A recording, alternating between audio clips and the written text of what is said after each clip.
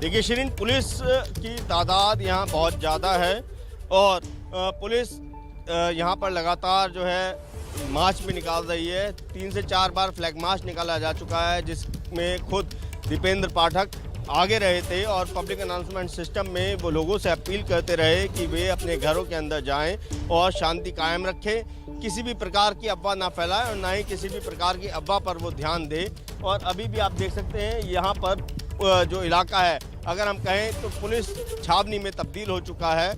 लोग बाग अपने घरों के अंदर हैं, लेकिन कुछ कुछ जगहों पर लोग बाग अपनी गली के बाहर कुछ संख्या में इकट्ठे भी हो जाते हैं और फिर पुलिस बार बार उन्हें घरों के अंदर जाने के लिए कहती है। तो इस तरीके से लगातार अभी पुलिस का प्रयास स्थिति को सामान्य करने में लगा हुआ है और पुलिस यहाँ पर काफ़ी ज़्यादा संख्या में तैनात है। न केवल दिल्ली पुलिस बल्कि असैनिक पुलिस बल भी यहाँ पर तैनात हैं और यहाँ पर लगातार पेट्रोलिंग करके, फुट पेट्रोलिंग करके यही जो है सुनिश्चित किया जा रहा है कि हर कोई घर के अंदर मौजूद रहे और शांति कायम रहे।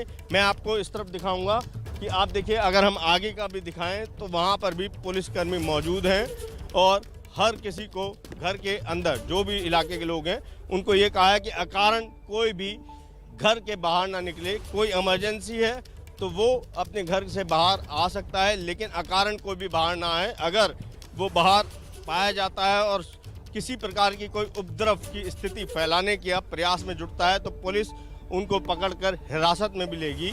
और फिलहाल जो पुलिस कर्मी यहाँ पर तैनात हैं, उन्होंने ये भी जानकारी दी है कि काफ़ी ज़्यादा संख्या में लोगों को हिरासत में भी लिया है और अभी जो है यही प्रयास किया जा रहा है कि साथ के साथ जो जांच चल रही है लोकल पुलिस की, वो यही प्रयास कर रही है कि अगर ये साजिशन ये हमला किया गया है तो इस साजिश के पीछे कौन है और जो लोग बाग घायल हुए हैं और जो इस शोभा यात्रा के आयोजन करता है उनसे भी ये जानकारी जुटाई जाएगी कि कब यहाँ पर उपद्रव हुआ।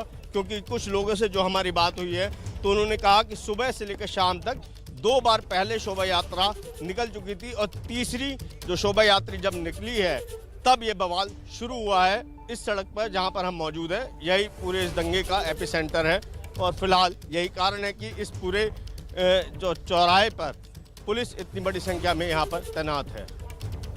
अभिषेक, मैं चाहूंगी आप थोड़ी तस्वीरें और दिखाइए, वहाँ की तस्वीरें दिखाइएगा। और क्या आप उस कुशल सिनेमा के पास हैं जहाँ पर बताया जा रहा है कि उसी जगह पर पथराव होना शुरू हुआ इस यात्रा के ऊपर? जी शिरीन, मैं बिल्कुल कुशल सिनेमा कॉम्प्लेक्स के पास हूँ। वो सिनेमा तो खैर अब बंद हो चुका है, अब सिर्फ नाम है। ये आप देख सकते हैं जो बिल्डिंग है यही कुशल सिनेमा के नाम से जानी जाती थी। और ये जो सड़क है, मैं आपको कहूँगा कि हमारे जो camera person C K Singh ji वो एक बार सड़क की तरफ कैमरे को घुमाएं। ये जो सड़क है इसके दाहिनी तरफ आप देखेंगे तो मस्जिद है। जब शोभा यात्रा इस मस्जिद के आगे से निकली है शाम के समय में लगभग 5 साढ़े 5 बजे के बीच में, तब पथराव शुरू हुआ है और पथराव होते होते फिर आगे भी पहुंचा है। यहाँ पर आप देखेंगे कि इस तरफ यहीं पे जब शोभा यात्रा इस सड़क से आगे इस तरफ आई है तो पीछे से फिर पथराव कर दिया जाता है। जवाब में जो शोभा यात्रा में जो लोग हैं वो भी जवाब देते हुए पथराव करते हैं और फिर जब शोभा यात्रा आगे चलती है और माहौल तब तक बिगड़ चुका होता है तो आप यहाँ, मैं आपको आगे चौराहे पे लेकर चलूँगा जहाँ पर आप देख सकते हैं कि दंगों के निशान जो है सड़क पर आपको देखे जा सकते हैं। जगह जगह भारी संख्या में पत्थर पड़े हुए हैं, ईंट पड़े हुए हैं। ये आप देखिए, ये पत्थर के टुकड़े हैं जो पथराव किया गया है दंगों में। ये आप देखिए कि इस पूरे चौराहे पे आपको मिलेंगे। साथ ही साथ बियर की बोतलें भी फेंकी गई हैं, अन्य बोतलें फेंकी गई हैं। उसका कांच इस सड़क पर आपको जगह जगह नज़र आएगा। यहाँ पर देखिए पुलिसकर्मी यहाँ खड़े हैं तो यहाँ नीचे भी आप देखिए कि मैं यहीं से आपको दिखाऊंगा, कैमरा पर्सन को कहूँगा वो आगे आएँ और दिखाएं कि यहाँ पर कांच भी पड़ा हुआ है जगह जगह। तो यहाँ आप देख सकते हैं कि दंगे का निशान आपको यहाँ पर आराम से नज़र आएंगे और यहीं से पूरे दंगे की शुरुआत हुई, पूरे तनाव की शुरुआत हुई है। फिलहाल स्थिति नियंत्रण में ज़रूर है लेकिन अभी तनाव ख़त्म नहीं हुआ है। दोनों ही तरफ के लोगों में कहीं ना कहीं गुस्सा है और पुलिस की मौजूदगी उसी गुस्से को ख़त्म करने के लिए यहाँ पर बनी हुई है। तो अभिषेक, जिस तरह से वहाँ के हालात हमें अपने कैमरे के जरिए दिखाने की कोशिश कर रहे हैं कि कैसे अभी भी तनावपूर्ण माहौल बना हुआ है, कोशिश पुलिसकर्मियों की यही है कि लोगों को समझाया जाए, किसी भी तरह का पैनिक यहाँ पर ना हो, किसी तरह की यहाँ पर स्थिति बिगड़े ना, और यही कोशिश दूसरे इलाकों में भी हो रही है। क्योंकि हमने आपको बताया कि सुरक्षा व्यवस्था सिर्फ जहांगीरपुरी में ही नहीं बल्कि पूरी दिल्ली में पुख्ता कर दी गई है। अलग अलग जगहों पर अलर्ट जारी किया गया है और जांच को लेकर खबर और अपडेट ये मिल रही है कि जांच के लिए 10 टीमों का गठन किया गया है और जांच शुरू भी हो गई, क्योंकि इसमें पहला मामला दर्ज कर लिया गया है। और इस मामले के तहत अब कहा यह जा रहा है कि जो भी उपद्रवी इस पूरे घटनाक्रम में शामिल हैं, उन सभी के खिलाफ सख्त कार्रवाई की जाएगी। जो पुलिसकर्मी घायल हुए हैं और जो और लोग बाकी लोग घायल हुए हैं, उन घायलों के बयान लिए जा रहे हैं। उन बयानों के आधार पे ही उपद्रवियों की पहचान शुरू करने की कोशिश होगी कि कौन वो लोग थे जो इस पूरे घटना में शामिल रहे, जिन्होंने ये दंगा भड़काया, जिन्होंने पथराव किया, जिन्होंने आग लगाई, इस माहौल को बिगाड़ने की कोशिश की। और इसीलिए फिलहाल कई सवाल जो मन में उठ रहे हैं, वो जांच जब पूरी होगी तो उसके बाद उन सवालों का जवाब भी मिलेगा। अभिषेक, एक बार फिर आपके पास में आऊंगी। अभी ये बताइएगा कि क्या लोगों को हमने, क्योंकि इससे पहले जब आप तस्वीरें दिखा रहे थे तो लोगों को समझाना मुश्किल हो रहा था, लोग भड़क रहे थे, पुलिस वालों से बहस तक उनकी हो रही थी। अभी भी ऐसा ही कुछ हो रहा है वहां?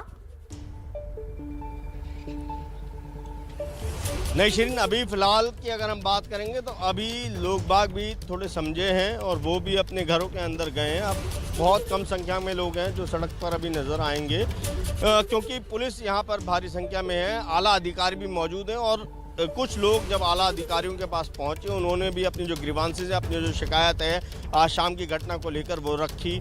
कुछ इस तरीके की बात भी हुई कि जो दूसरे समुदाय के लोग थे उन्होंने पहले शुरुआत किया, इस तरीके की कुछ शिकायतें जब करी हैं तो उनको कहा गया कि वे लोग इस बात के लिए विश्वास रखें कि दिल्ली पुलिस जो है सही कार्रवाई करेगी, जो मुनासिब कार्रवाई बनती है वो करेगी। उसके बाद जो लोग बाग हैं वो शांत हुए और अपने घरों में भी गए हैं।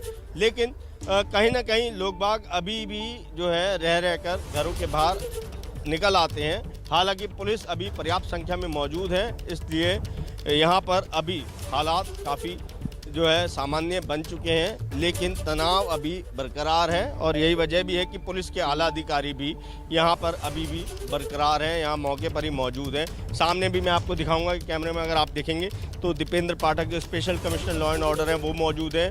आपको एक पुलिस अधिकारी जिनकी हमारे कैमरे की तरफ पीठ है वो नज़र आ रहे होंगे, वो जॉइंट सीपी विवेक किशोर हैं। और उनके साथ में जो नॉर्थ डिस्ट्रिक्ट के डीसीपी हैं सागर सिंह कलसी, वो भी यहाँ पर मौजूद हैं। तो यहाँ पर सभी आला अधिकारी भी यहाँ मौजूद हैं और पूरी हालात पर खुद जो है नज़र बनाए हुए हैं। सब जो है प्रयास यही कर रहे हैं कि जल्द से जल्द यहाँ पर शांति बहाल हो सके।